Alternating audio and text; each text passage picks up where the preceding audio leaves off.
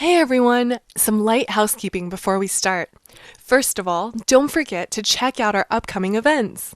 If you missed our Artificial Intelligence in China webinar yesterday with Jeff Ding, don't worry, we will be editing and releasing it as a podcast episode in the near future.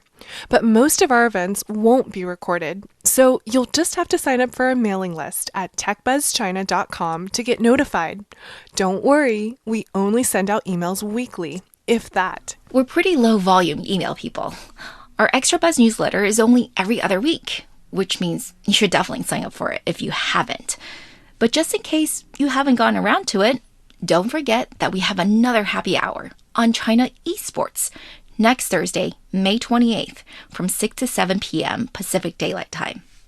Our guest speaker is John Oliverius of the China Esports Business News Digest. Longtime listeners should know that this is an area where China has been leading in many, many ways. So do join us for what promises to be a fascinating discussion.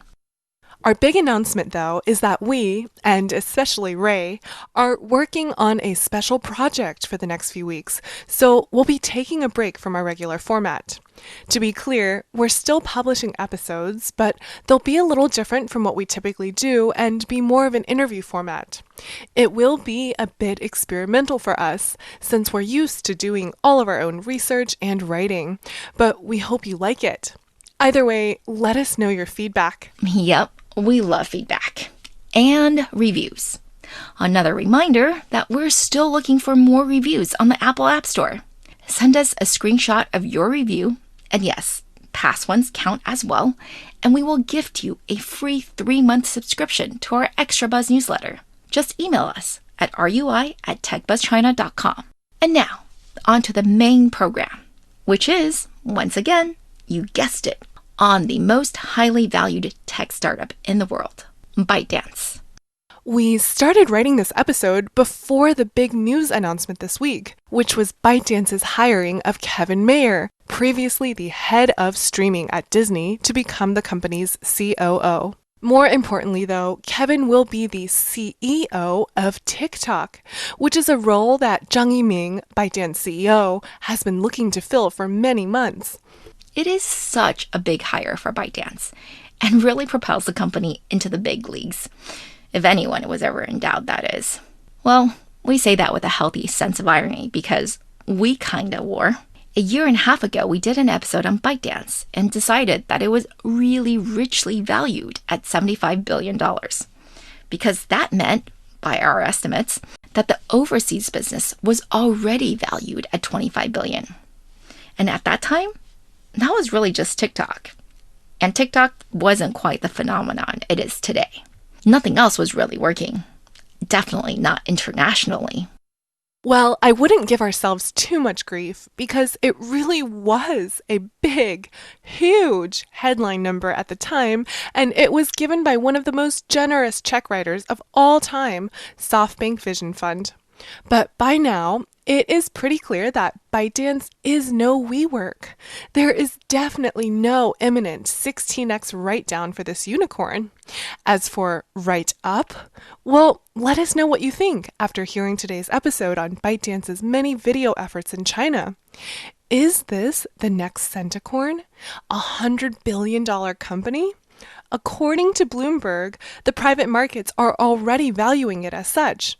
But let us know what you think. The president's key economic team goes to China. After a whole night thinking, I say I still want to do it.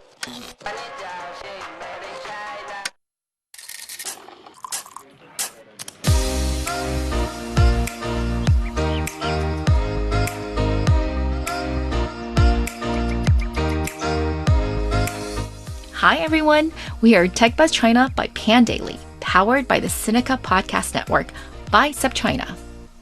We are a bi-weekly podcast focused on giving you a peek into what's buzzing within the tech community in China. We uncover and contextualize unique insights, perspectives, and takeaways on headline tech news that don't always make it into English language coverage, so you can be smarter about the world of China tech.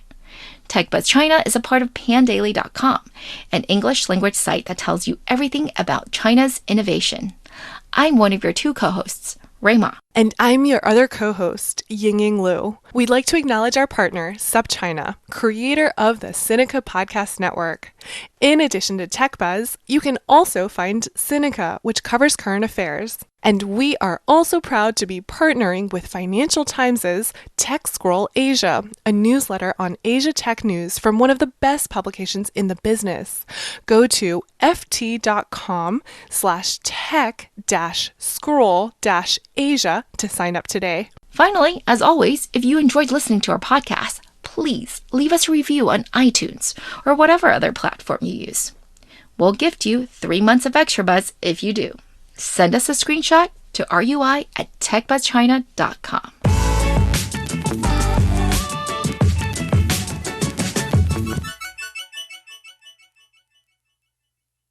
ByteDance, the super app factory. For those of you just tuning in, this is not our first podcast on ByteDance. And by the looks of it, probably not our last. Hey, it's a gargantuan company, so it takes a long time to talk about it. And I think we've still given more airtime to Tencent, especially WeChat, actually. And ByteDance is also always pushing into new territory, so that generates a lot of interesting new opportunities for analysis too. Like how last episode we talked about its initiatives in gaming and education, both very ambitious, especially its education unit, which is hiring 10,000 people this year alone. But those are new and upcoming things. Today, we are going to talk about what ByteDance has been working on for a while: video. Yeah, if it's not obvious by now, ByteDance is good at video. Very good. Now, everyone knows Douyin, aka TikTok. But do you know all the other hit apps that ByteDance has made? 西瓜, 火山, 皮皮虾? If you're thinking, say what? What is she talking about? Then this is the perfect episode for you, because these are 3 of the main other video apps that ByteDance has been busy making and promoting in China. And they are not small. Well, they're small by ByteDance and China tech standards, but no, they're not small. And they've been tasked with big missions. You know, in China, ByteDance's nickname is 超级 APP 工厂, which means Super App Factory. Well, let's get on with it then and see just how well the company lives up to that nickname. A short trip in the Wayback Machine. I'd like to start our first story with a little reminder, and that is, even if those of us in the West hadn't really heard of it until TikTok burst onto the scene in late 2017, ByteDance has actually been around for far, far longer than that. Yup, ByteDance was founded in 2012 and actually celebrated its 8th anniversary this March. As founder and CEO Zhang Yiming likes to tell it, it was a great time to be a founder working on mobile apps because of the explosion in smartphone ownership and usage in the few years after. Annualized user growth was over 17% every year, from 220 million in the beginning of 2012 to 847 million in mid-2019. Hard to beat that timing. Well, he wasn't the only one to see that this huge tide was going to lift a lot of boats, but he got lucky fast. We all know now about his first pot of gold, 今日头条, or 头条, as the 115 million DAU news app is usually referred to in English. 头条 was launched just 5 months after founding. What you probably didn't know was that 内涵段子, an app centered around funny memes, was launched even earlier than that, in March 2012. Actually, the same month the company was officially founded.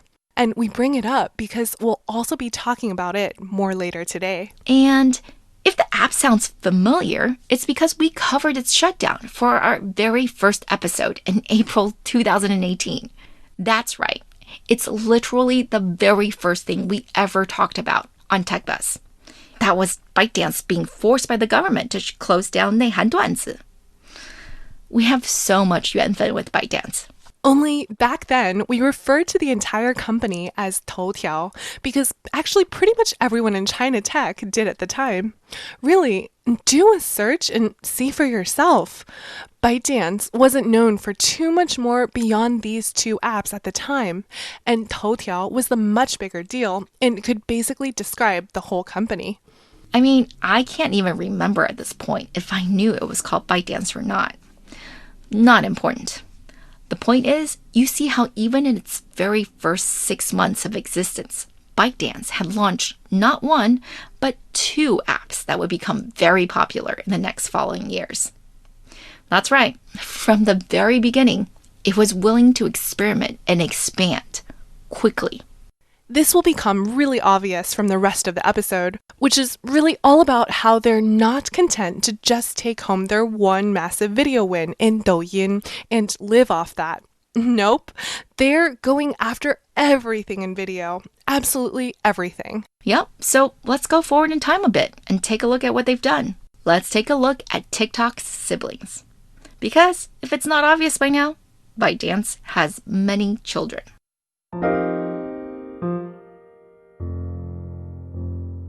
TikTok's older brother, Xigua Video. So Douyin, aka domestic Chinese TikTok, came online in September 2016.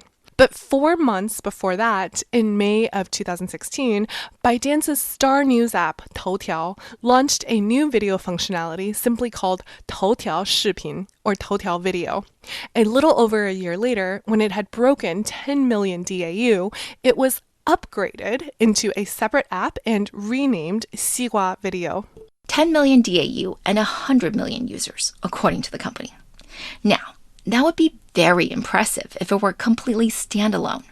But as a feature of one of the top consumer apps of the time, Toutiao, not so much. From alleged leaked documents, Toutiao at this time had already reached 100 million DAU. So it really wasn't too crazy that a front page function was engaging 10% of its daily users. The story goes that the guy in charge of Toutiao Video, Zhang Nan, not to be confused with the female Zhang Nan, Kelly Zhang, CEO of Douyin, who has the exact same name, characters and all, was so convinced that China was going to come up with its own YouTube and that this thing he was working on could be it, that he successfully convinced management this needed to be its own thing. We'll be able to confirm that one day, I'm sure. But for now, just remember this. Xigua, from the very beginning, was meant to be a Chinese YouTube. So congrats here to Fantasy Man Dan, who answered correctly when I asked on Twitter, who is the other main contender for the title of Chinese YouTube? Other than Bilibili, that is. It is, as you now know, Xigua Video. And if you go on ixigua.com, that's spelled IXIGUA.com, or you can download the app, but either way, you'll see what we mean. The middle portion of the website should give you a list of what we call PUGC videos. That is, professional user-generated content. These are typically a few minutes to tens of minutes long, but they aren't by major studios or mainstream media. They're by users, although often these users have become quite professional at video making and might be doing it for a living or even with staff. In other words, very much like YouTube content. Right, so let's make sure we're on the same page here. There are generally 3 ways to slice the creator pie: UGC, PGC, and PUGC. They stand for, you've guessed it, user-generated content, professionally generated content, and professional user-generated content. UGC is basically people making stuff for fun, like many of us do, and how most so-called TikStars actually got started. PGC is done by professionals, like Netflix content. I'd categorize us here at TechBuzz as PUGC.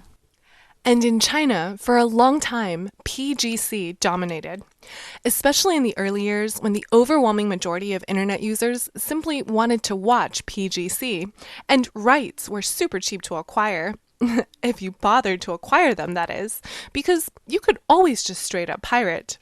I mean, PGC is still a big deal. Youku, iQIYI, Tencent Video, etc. are all still doing very well. But in terms of average user time spent, the short video company did exceed it sometime in 2018. Back in 2016, though, when You're the Boy, Jiangnan, with so much competition already in PGC and short video not yet a thing, betting your career on PUGC was really not a bad choice, especially when you were being incubated from within Toutiao. The boy, Jiangnan, by the way, is one of China's first generation of growth hackers. So he was very early on the train of using data to inform how he thought about marketing and growing the business.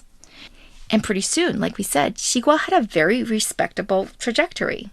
By early 2018, it was at almost 30 million DAU. But the bad news was that it had already been superseded by the little brother Douyin, who was, at this point, already at 43 million DAU. That's because, fundamentally, right, these are really not at all the same thing.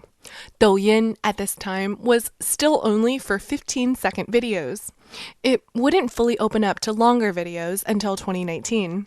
Xigua, obviously, never had this restriction.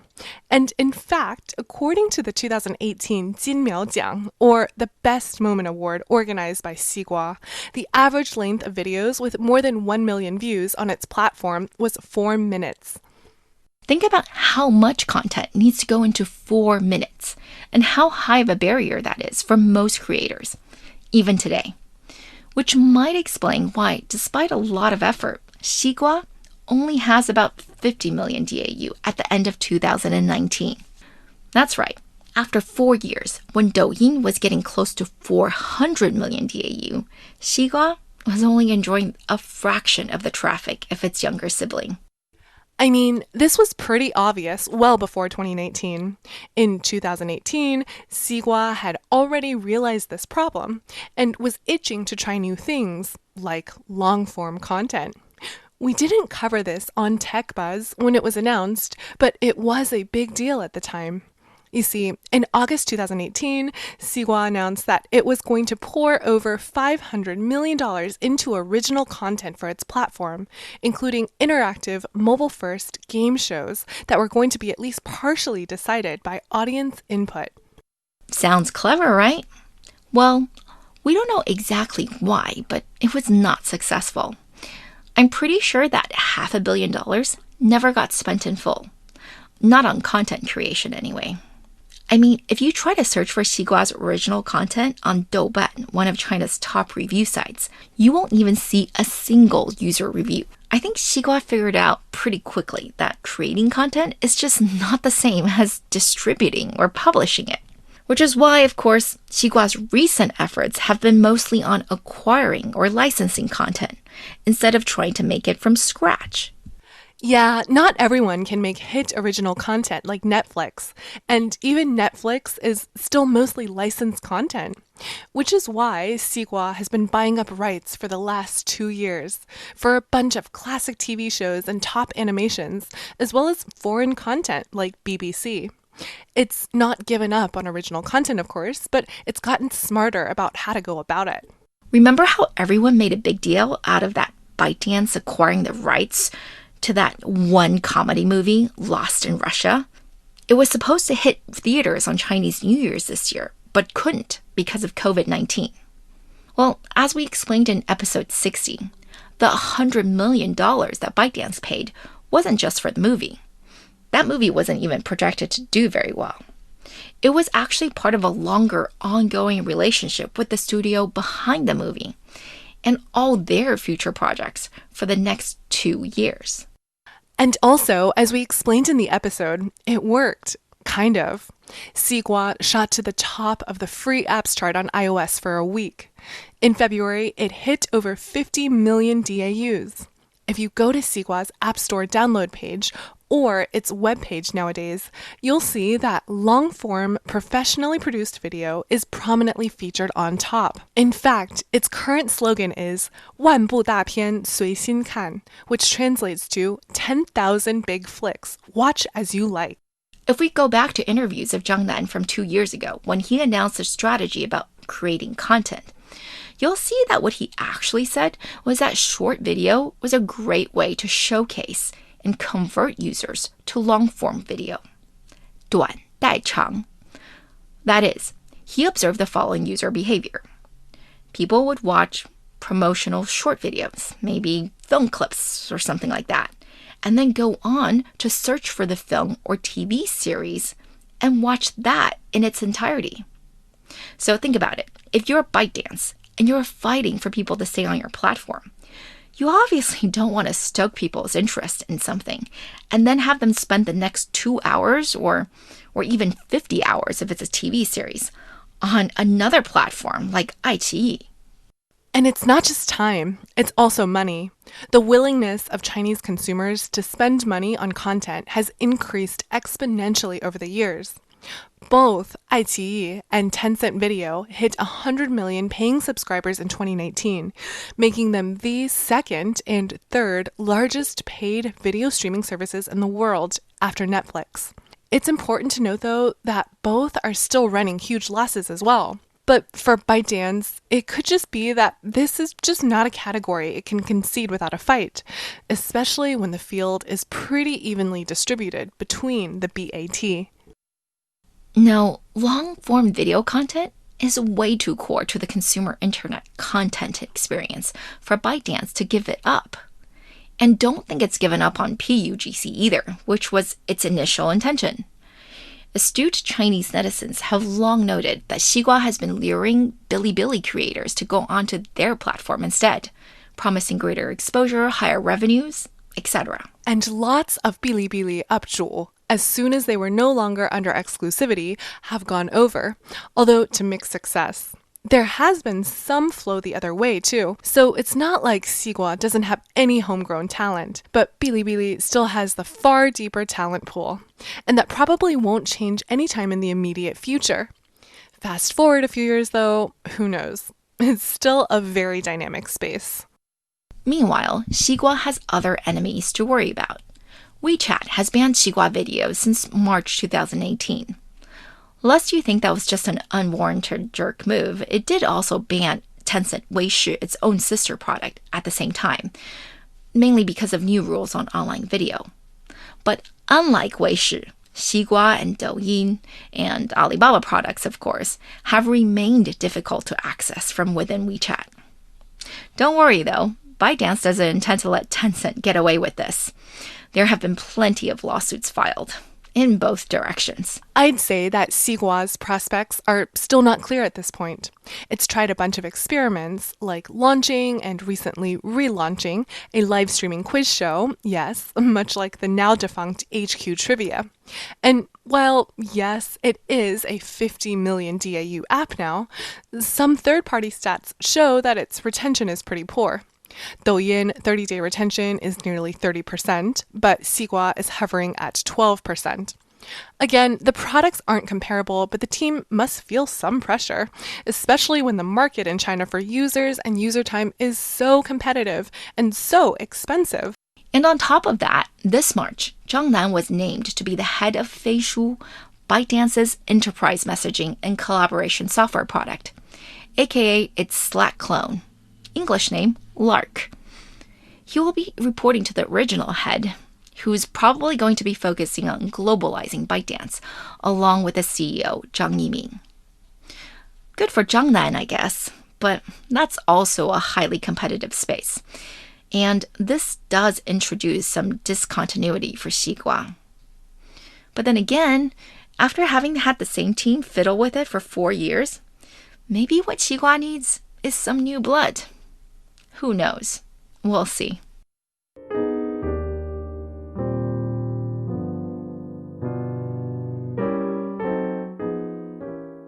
The cannibalized sibling, Huoshan, aka Vigo, aka Flipagram. Okay, so 2020 opened up with a big headline in the Chinese short video market, and that was ByteDance's Huoshan short video was going to get combined with its much bigger sibling, Douyin. The products would remain separate for now. That is, they are still two different apps, but eventually they were going to be merged somehow, or at least be more interoperable. But meanwhile, Huoshan was going to be renamed Douyin Huoshan version, and its logo changed to a Douyin logo with a Huoshan, the Chinese word for volcano, on the bottom. And if this is the first time you've heard of Huoshan, don't worry, you wouldn't be alone. Even lots of Chinese people haven't heard of it. There are two main reasons for that. One, it's not that big, not by Chinese standards anyway. Yes, like Xigua, it's a 50 million DAU app, but in China, you have to be at 100 million DAU level to be really considered a super big app.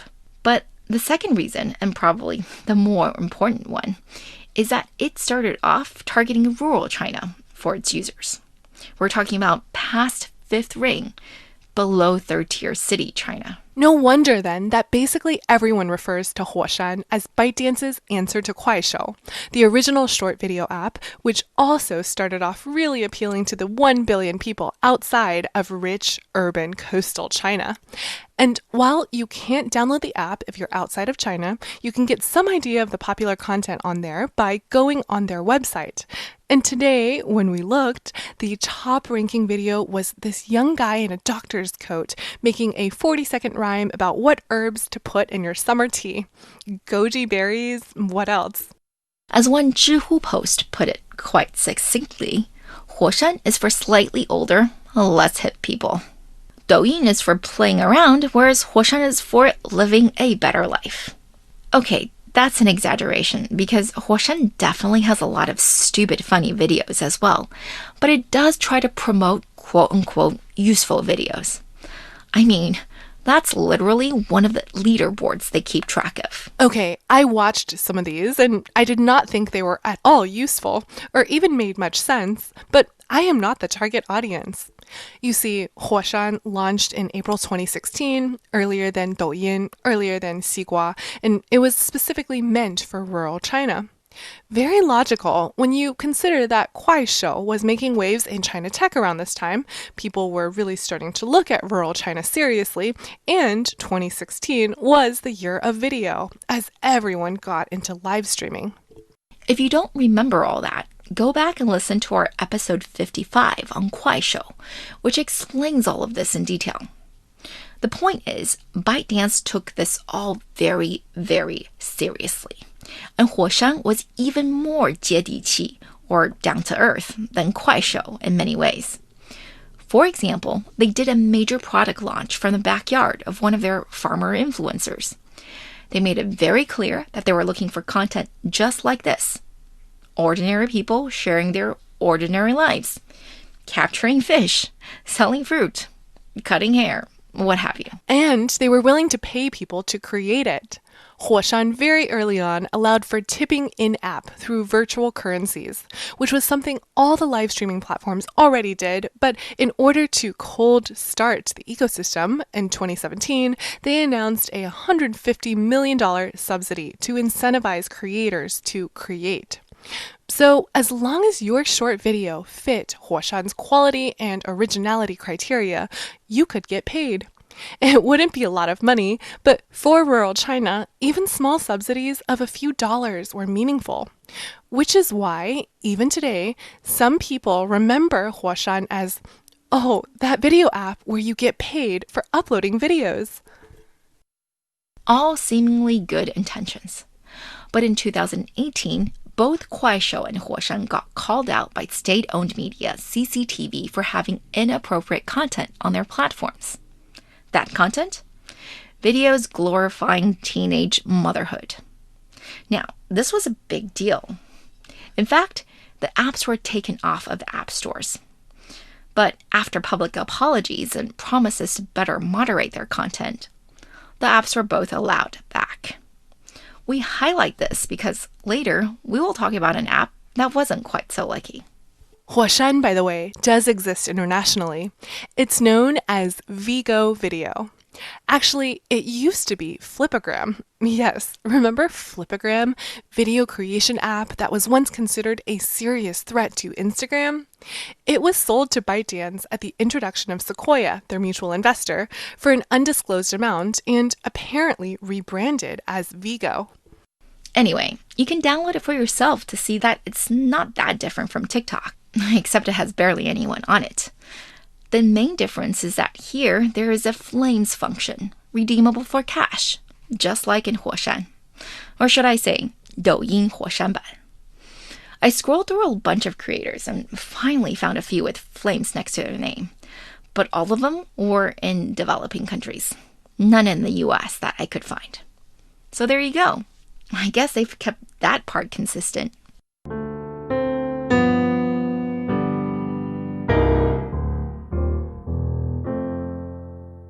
Faster and lighter. 抖音 and 火山 super speedy versions. Almost didn't include this one because it's kind of considered to be part of Douyin. I mean, ever since Kuaishou launched Kuaishou 极速版 at the end of July 2019, or Kuaishou Super Speedy version, available only for the Android and targeted at lower-end devices, Douyin also launched Douyin 极速版 and 火山极速版 just a month or so later. If it's not obvious by now, ByteDance does not mind copying others when they see something good. These super speedy versions are indeed speedier in that they're usually smaller than the original app. Douyin 极速版 is just 27 megs, for example, and 火山极速版 is just 11 megs. But that isn't the point. The point is that they pay users for usage, just like 趣头条. 趣头条, if you'll remember, is publicly listed, so you can go look at their prospectus. But basically, it's an app that pays people money. Very little money, like much less than $1. But you get paid to spend time in their news app, which is in itself a 头条 clone. You would think this is silly, but again, there are large portions of China, rural China, where the people have a lot of time but very little money, and this is something they're interested in doing. How interested? Well, by October, 3 months after launching, Kuaishou was already looking at 25 million DAU for its super speedy version. And by this February, as we know, Kuaishou announced that it had reached its total 300 million DAU goal, in which Super Speedy played a large part, like 600 million worth probably. They didn't break it down, but that would have to be in the neighborhood of how big Super Speedy needed to be in order for Kuaishou to reach that goal. In case you didn't notice, Kuaishou is including the Super Speedy app as part of its total DAU. I think that's fair because really, these guys are the same app, just with different user engagement schemes. But it's also what we expect ByteDance to be doing as well.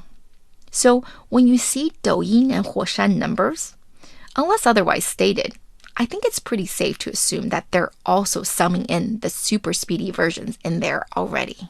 Versus Kuaishou, though, ByteDance's super speedy versions don't seem to be doing as well. One third-party data service shows that the DAU in January for Douyin 极速版 was just 6 million, stagnant from a few months earlier. It's not clear as to why. The mechanisms are very similar. And, well, yes, you can make some money actually using the app, and you can get lucky and get a $15 hongbao. The real consistent money, well, if you can call $6 real money, is in inviting your friends. But that $6, it comes in small chunks, only if your friend finishes certain tasks in the app.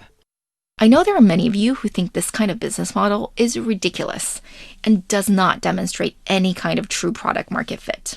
I agree with you, but I'm slightly more lenient than that. But still, I question its sustainability. So does state media. Now, state media hasn't totally slammed it, but it definitely takes a skeptical tone. I mean, after the initial downloads, is the usage going to continue? Or are you attracting a bunch of zombie users? Even fake users? Who knows? We'll see. Yeah, but for now, the March 2020 data shows that Douyin's super speedy version is behind Kuaishou's version and declining rather than growing, which is odd given this was still pandemic season when everyone was under lockdown. But 火山 super speedy doesn't even make it into the top 10 short video apps. I think this is coming as a surprise to people. But really, should it be? Douyin was initially known for catering to a high-end audience. In fact, it was known for having 40% of its users signing on from Apple devices. And its content is still quite different from Kuaishou. Yes, there is a lot of overlap, but they're still pretty readily distinguishable from each other, at least for their top-ranked stars.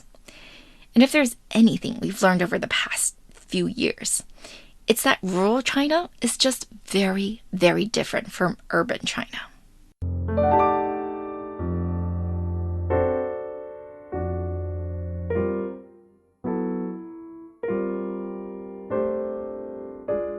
Pipi replacing lost child 内涵段子. And now we're back to the beginning of not just ByteDance, but Tech Buzz. Yes, remember we said that our very first episode was about how ByteDance had to shut down 内涵段子, their jokes and funny memes app. Well, guess what? It was also one of the first, possibly the first, app that ByteDance ever launched. And why are we including it in this episode? Well, it's because even though it didn't begin that way, by the time it was shut down, it was mostly short video and live streaming content. And that's actually why it got in trouble, because of really lowbrow, basically pornographic stuff. But impressively, it had accumulated over 200 million users. So, no, you couldn't defy the government. But with that kind of scale, of course Jiang Yiming would try to use every method to try to save it. It's still unclear exactly why the app was shut down permanently versus most of the time it's just taken down temporarily, like we just mentioned happened to Huoshan, which actually happened at around the same time, just 1 week earlier. Toutiao itself was censored as well. There are many theories, of course, and including ones that pointed out the very active offline community aspect of 内涵段子. But whatever it was, the authorities apparently didn't care that ByteDance revived it under another name. Yeah, which makes me wonder, was it the name they had a problem with? Can't be, but still, odd. I mean, the takedown was in April 2018, but by June, the app Pipi, which means mantis shrimp, was already appearing in certain app stores in China. And by August, ByteDance had confirmed that this was indeed their product. But the thing that made it really obvious that these were really the same app was that you could actually log into Pipi using your 内涵段子 account. In fact, when you did that, it would say, "You are the nth golden shrimp to return home. Welcome." And pretty much everything else was similar as well. By the way, you can download Pipi from the App Store. It's not regionally restricted. In its current iteration, it reminds me of the Reddit app. That is, there is a feed when you log in, but you can also quickly go into a specific category or forum and browse content that way. It's not by trending hashtags, but actual topics, like documentary lovers or cat fanatics or things like that. The name itself comes from a meme that means to play.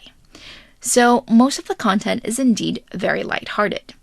And the community aspect from the 段子 days kind of survived. The comment section is pretty active and there's a good amount of interactivity. But still, as of Q4 2019, it fell out of the top 10 in terms of short video apps in China. And right before it did that, the DAU number we can find for it is only about 6 million. That's literally less than 2% of Douyin's scale. But hey, we included it today not only because its birth story is interesting, but to reiterate the fact that ByteDance really does have a very large portfolio of apps, just 4 in video alone, and we're not even including tangential ones like VMaker, which is Ray's new favorite video editing app. What did we tell you? ByteDance, Super App Factory.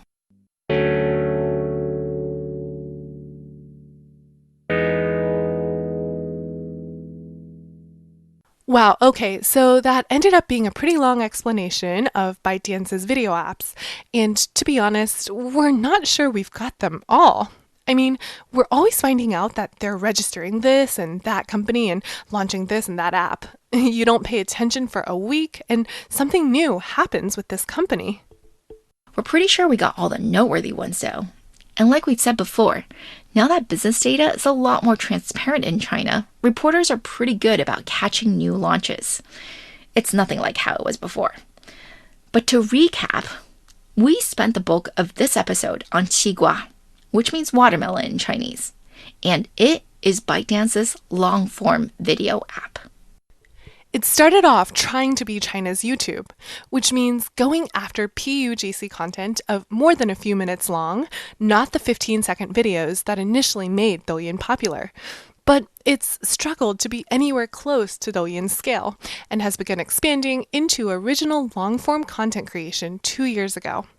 It tried to make content on its own, which wasn't successful, and has since then been acquiring content, which might be working out better, but hasn't resulted in explosive growth or anything. It's still at 50 million DAU or so after 4 years, which is no small feat. But considering that it was incubated from within Toutiao and shares in the vast resources of the large ByteDance network, I guess some of us expected better. Nonetheless, aside from Bilibili, qigua really is a strong contender for the title of China's YouTube. Not least because you can monetize your videos via the Toutiao advertising network. That's very, very similar to how YouTube works. The Xigua versus Bilibili battle, by the way, will probably be ongoing because no way ByteDance gives up the long-form video market. There's just too much to lose. China's YouTube is up for grabs, and even China's Netflix isn't that settled necessarily. Plus, for ByteDance, there's that natural conversion from watching clips of something to then going to watch the actual film or TV series. We then talked about Huoshan, recently renamed Douyin Huoshan version, and soon to be merged with Douyin itself, and about how that was really ByteDance's answer to Kuaishou. That is, it's a short video and live streaming app made especially for rural China. It was always branded as facing those who lived in third-tier and below cities, and it has a tipping function that made it really easy for people to get paid for uploading content. It's not a lot of money, but enough to matter to this audience. And then, of course, we talked about the two super speedy versions, 极速版, of Douyin and Huoshan, that take the money-making thing to an extreme and pay you for using the app, just like the app they copied, Kuaishou super speedy version. For whatever reason, though, ByteDance's attempts have been less successful than Kuaishou's, even though on the surface, they seem every bit as 接地气, or down-to-earth. Either way, we aren't big fans of this model, even though we understand that it does what it's supposed to do, which is to get users in the door. But what about the long term? We can't see this being some sustainable strategy. You shouldn't have to pay your users to use your product. And then finally, we told you about PPXia, a revival of ByteDance's banned jokes and memes app, 内涵段子, that we talked about on the very first episode of Tech Buzz. Before it got permanently shut down, 内涵段子 claimed 200 million users, although we don't know how that translates to in terms of active users. Anyway, PPXia still has a few million DAU today, so it's not nothing, but it's very, very small compared to its siblings. So what do you think, guys? Were you aware of ByteDance's extensive video strategy before this? Do you think it makes sense? Do you think it's too scattered and unfocused, or do you think it's thoughtful and comprehensive? Do you think Xigua will win versus Bilibili for the title of China's YouTube? So many questions. Let us know what you think.